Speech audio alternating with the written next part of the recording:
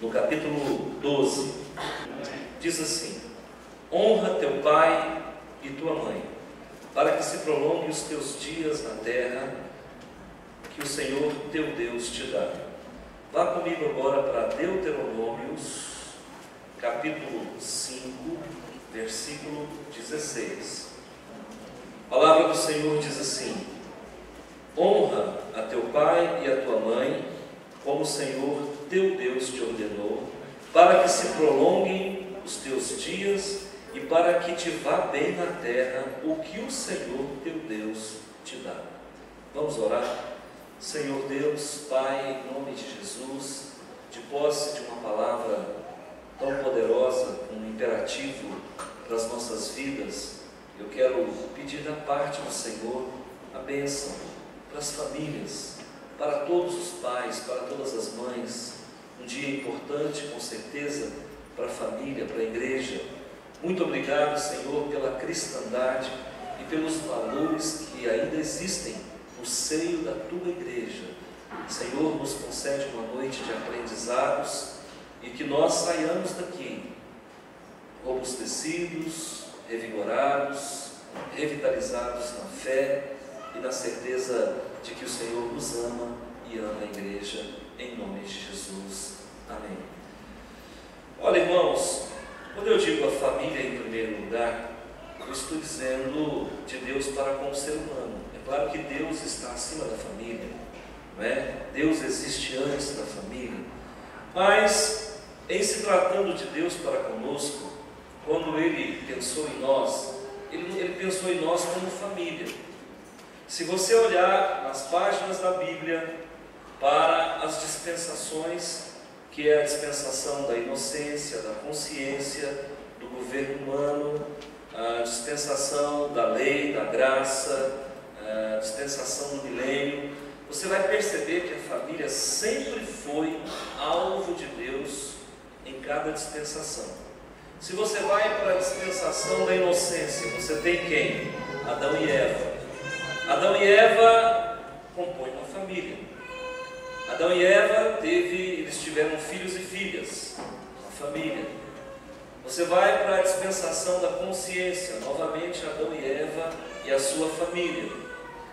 Você vai para a dispensação do governo humano, você vai ver novamente Deus trabalhando com as famílias a partir de Noé. E você vai para a lei, dispensação da lei, dispensação da promessa, Abraão, Isaac, Jacó, família. Você vai para a dispensação da lei, você encontra os 10 mandamentos, e dentro dos 10 mandamentos, você encontra o 5º mandamento, falando sobre família. Honra teu pai e tua mãe, para que você tenha vida longa. Depois você vai para Deuteronômios, você encontra Moisés reforçando e dizendo: honra teu pai e tua mãe, para que você tenha vida longa e para que tudo te vá bem. Se você voltar em Êxodo 20, você vai perceber algo muito interessante. O que? É o único mandamento dos 10 que traz uma promessa. Não matarás. Qual a promessa? Não tem promessa. Não roubarás. Não tem promessa. Não cobiçarás a mulher do teu próximo. Não tem promessa. Ame a Deus sobre todas as coisas. Não tem promessa. Mas quando chega no quesito família, Deus então coloca ali um ponto e uma vírgula e diz: olha, honra teu pai e tua mãe, que você vai ter vida longa.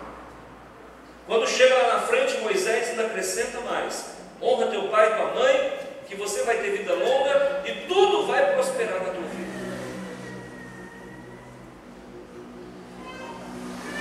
Talvez você possa pensar assim: pastor, o Dia das Mães, ele é um dia universal? Não é.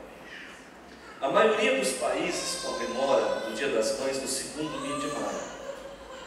Mas existem países que comemoram o Dia das Mães no 1º domingo de maio. A exemplo, Portugal. Existem alguns países que comemoram o Dia das Mães em fevereiro.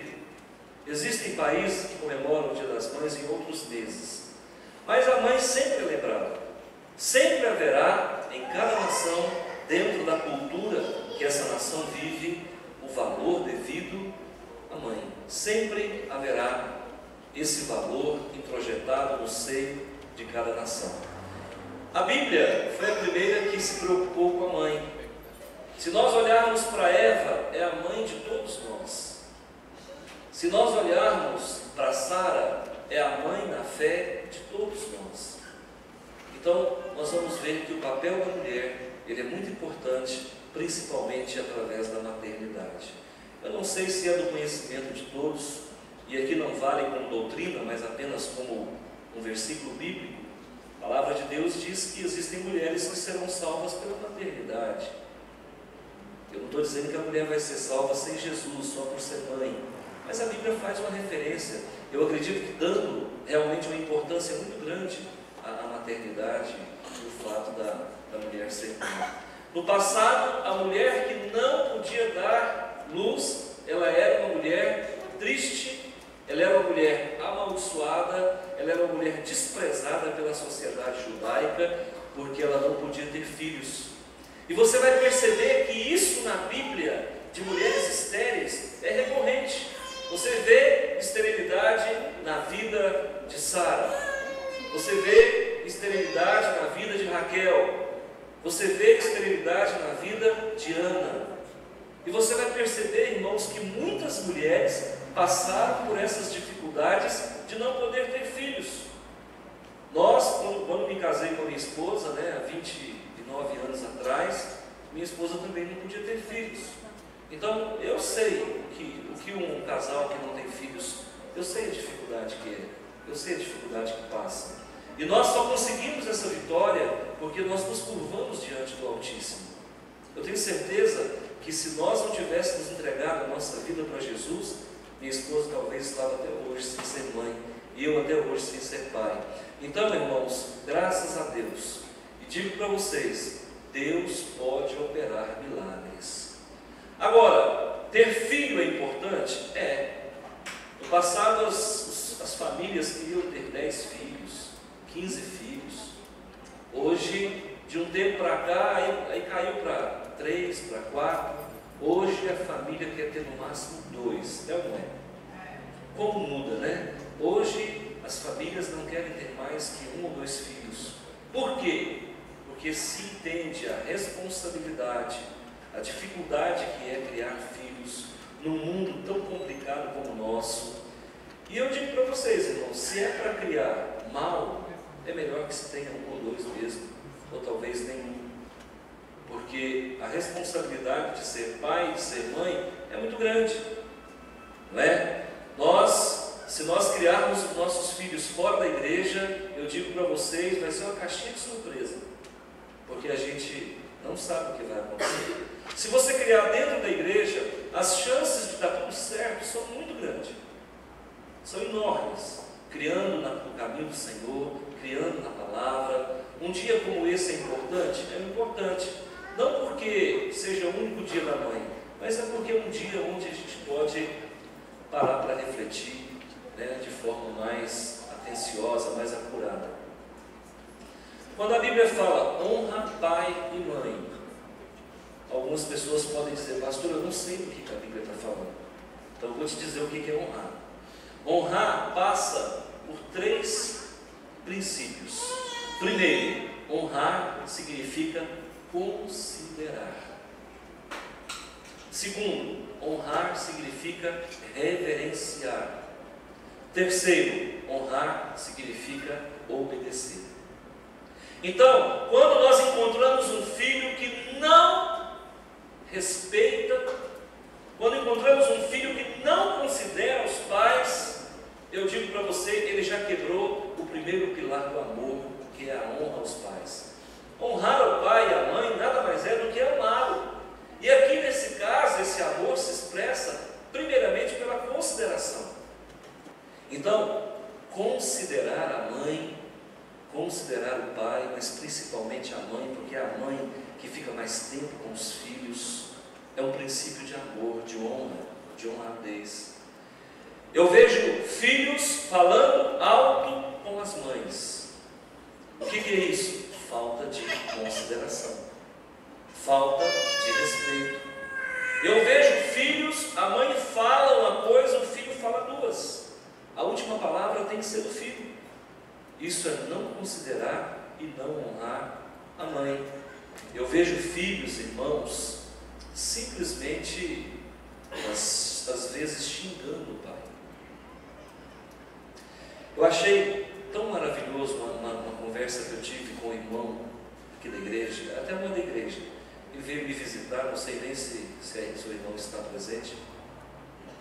E ele falou assim: pastor, essa semana, ele disse: pastor, perdi a minha mãe com 10 anos de idade. Eu sou do Nordeste. Minha mãe morreu, mas antes de morrer, ela chegou para mim e falou: meu filho, sabe aquele negócio pequenininho chamado carta de baralho? Ele falou: eu não sei, mãe, mas o que a senhora quer dizer? Eu já ouvi falar de baralho. Pois é, meu filho, nunca põe a mão naquilo. Baralho não foi feito para homem de bem. Nunca. Sua mãe vai morrer, mas você nunca ponha as mãos naquilo. E ele cresceu e ele falou para mim: pastor, eu já entrei por vários lugares, eu já andei por vários lugares podres. Acabei construindo uma casa ao lado de um cassino de baralho. E eu nunca pus a mão numa carta de baralho, porque a minha mãe me pediu para que eu nunca fizesse isso. Isso é consideração antes da obediência. Por que ele foi um homem que conseguiu passar pela vida e as coisas para ele deram certo? Porque ele não quebrou o primeiro princípio da consideração. Toda vez que ele olhava para uma carta de baralho, ele lembrava daquelas palavras da sua mãe antes de morrer.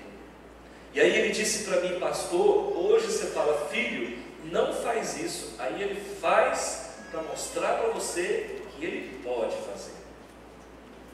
Ele faz porque o que o pai fala não tem peso. Ele faz porque o colega dele faz também. Então falta em primeira instância consideração.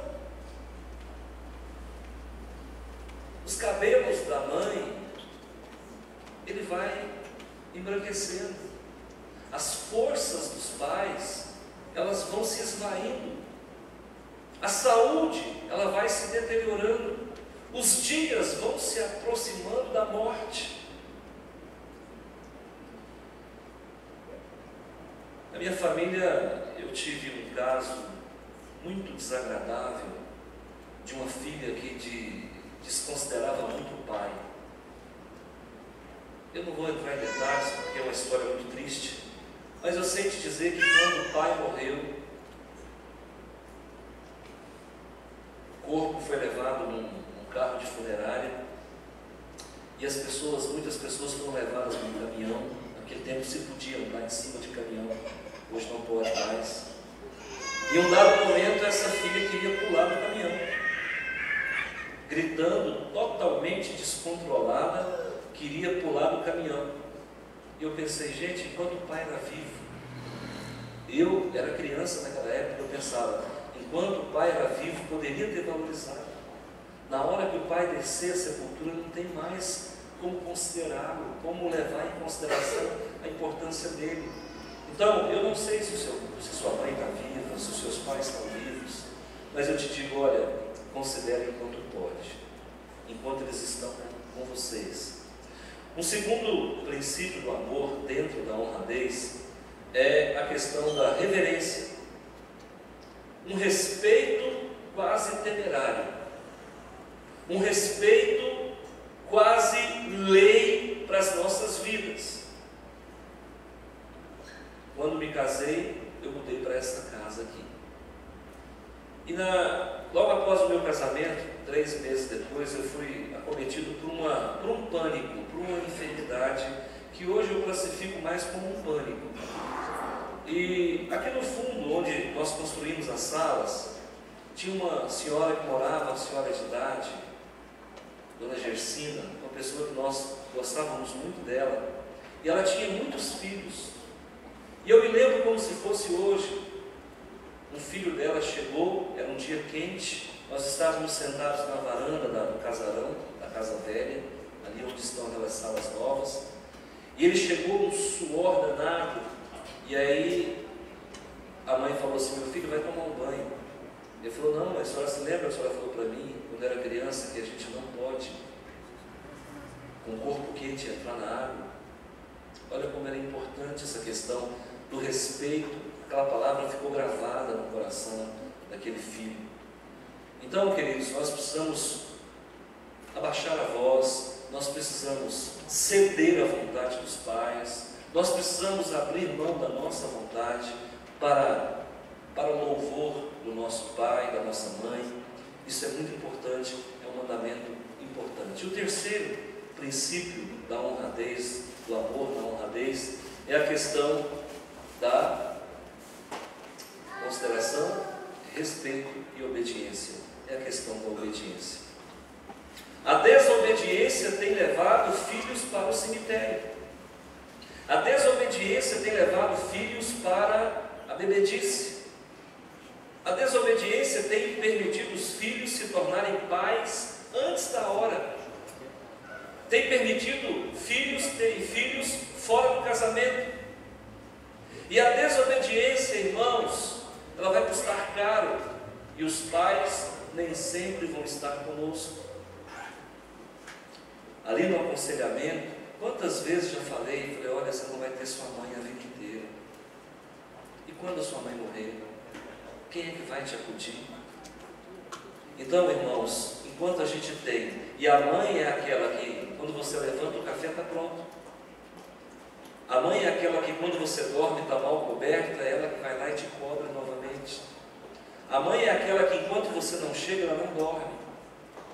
A mãe é aquela, irmãos, que quando o filho adoece, ela adoece junto. A mãe é a aglutinadora da família. Você quer ver um exemplo? Quando a mãe morre, os filhos se espalham. Quando a mãe é viva, os filhos vêm no Natal, os filhos vêm no Ano Novo, os filhos vêm no Dia dos Pais, vêm no Dia da Mãe, qualquer festividade. A gente se encontra lá na mãe. Aí os filhos marcam o almoço na casa da mãe. E quando a mãe morre, às vezes o pai não consegue fazer isso que a mãe fazia, porque é nato da mulher de aglutinar, de reunir. Então a obediência deve ser em vida. Nós precisamos obedecer aos nossos pais. Quais são as duas promessas que estão contidas nesse mandamento? Vida longa.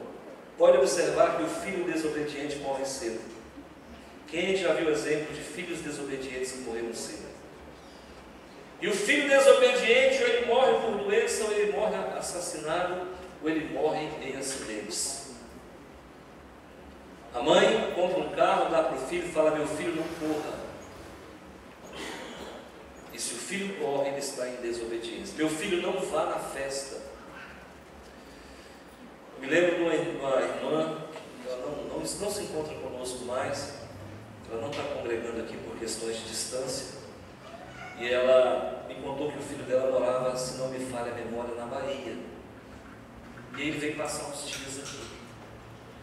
Chegando aqui, ele falou: olha mãe, eu vou numa festa. Ele ia passar um mês, estava de férias.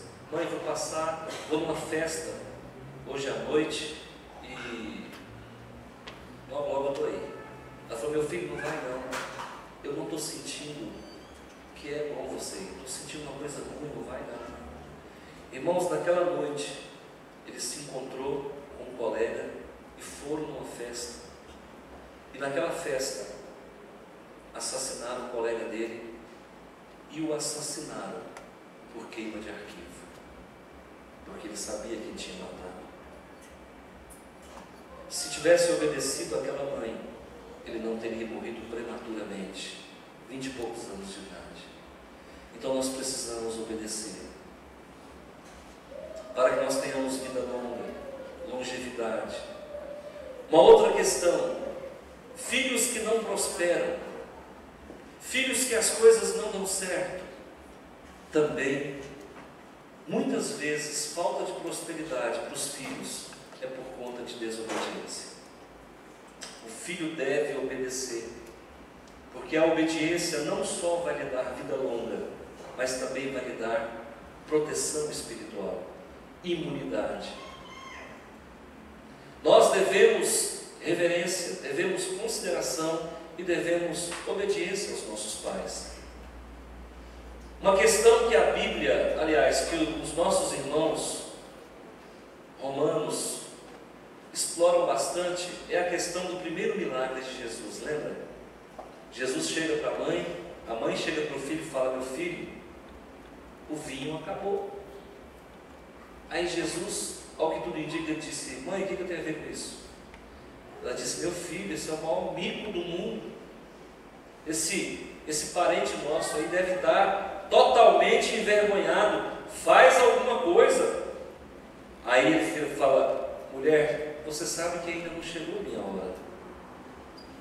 Mas na sequência Jesus então faz o milagre e transforma a água em vinho. Eu não vejo outra explicação para esse fato que não seja a obediência.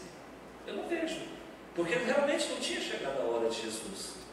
Mas ele, como Deus, como soberano, ele tinha a liberdade de fazer ou não.